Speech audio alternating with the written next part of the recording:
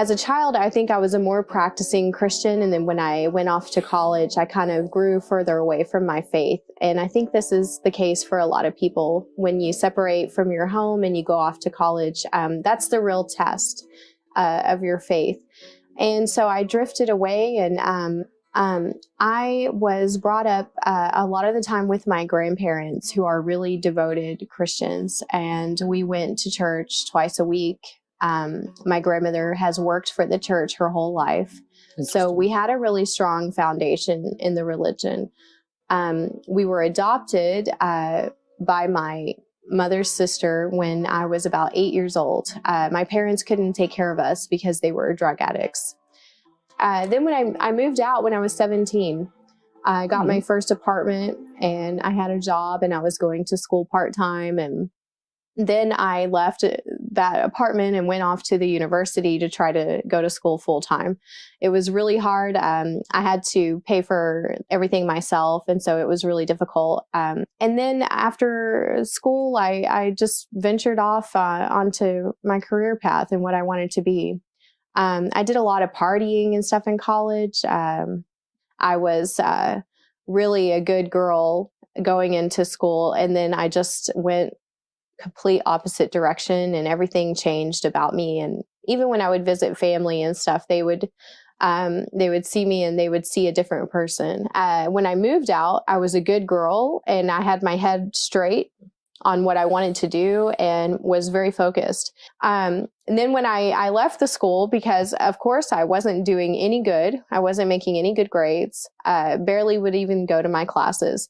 And I feel like God, even though I was drifting so far away, he never gives up on you. And he tried to keep some kind of hold on me, because I had enough brains to get out and to stop going there and to go back and have my own apartment again, and to go back to junior college and just taking it slow and, finish my courses that I needed to finish. And that's what I did. And I was able to kind of snap out of it a little bit.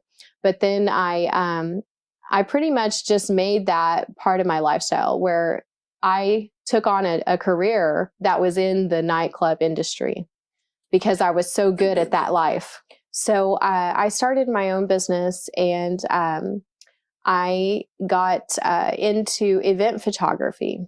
And event photography, it can be charity events, large dinner functions, private events at someone's home. So I started to make different contacts, and I got into the nightlife of Dallas, photographing celebrities or high society people at different parties. And then the images would get published in magazines later, showing that Justin Timberlake was at this party, or Timberland was at this club last night.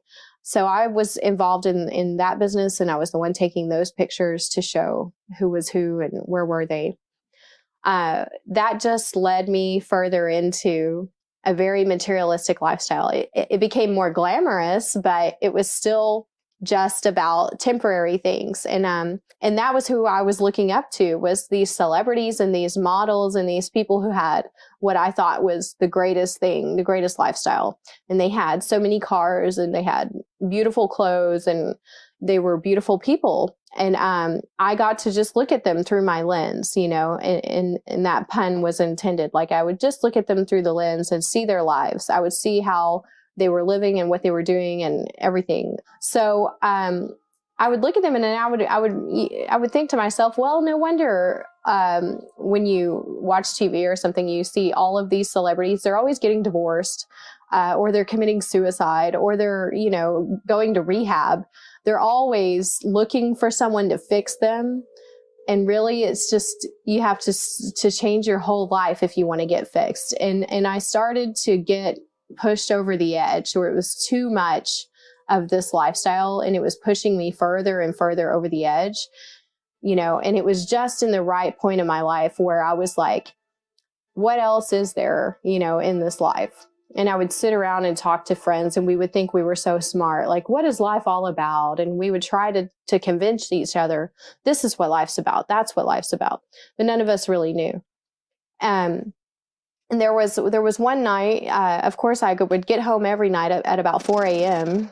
And that was a normal work schedule for me. Get home from work at 4 a.m. and sleep till noon the next day and go to work at 11 p.m. I was hanging out with friends who were Muslim and stuff, and we would all get into these discussions too. And one of the people that I had met at a photo shoot out at one of the events that I was covering was Hassan.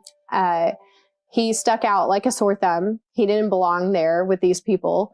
He didn't drink alcohol, you know, so he was very easy to spot for me because I knew everyone at this place and I didn't know him.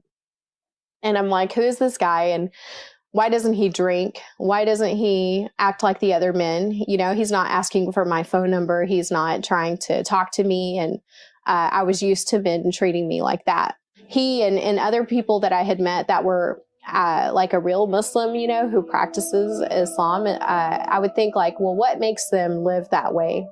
Because it's kind of like they have something better than what I have. Like, why are you so good that you don't have to drink when the rest of us have to do these things? You know, we feel like we have to do this. So it was a huge curiosity. I would want that peace that they had. I would want to feel calm and quiet like they were, shy. He seemed so different from everyone else. And so I think first thing that attracted me to Islam was not the religion. It was how a person looked who was a Muslim, like how, you know, their demeanor. So I think that this was the best, and I like to convey that message to people, is that the way that you represent yourself as a Muslim, it's not about, are you wearing a kufi hat and are you saying, hey, I'm a Muslim, here's the Quran and all of these things. I would have been completely turned off if someone did that to me. Like, here's the Quran, you should change your life, sister, you should come to God. I would have been like, blah, blah, blah. I've heard that story plenty of times. I wasn't looking for God and for Islam. I was looking for calm, inner peace, and a feeling of purpose. And when I found it through Islam, everything came with it.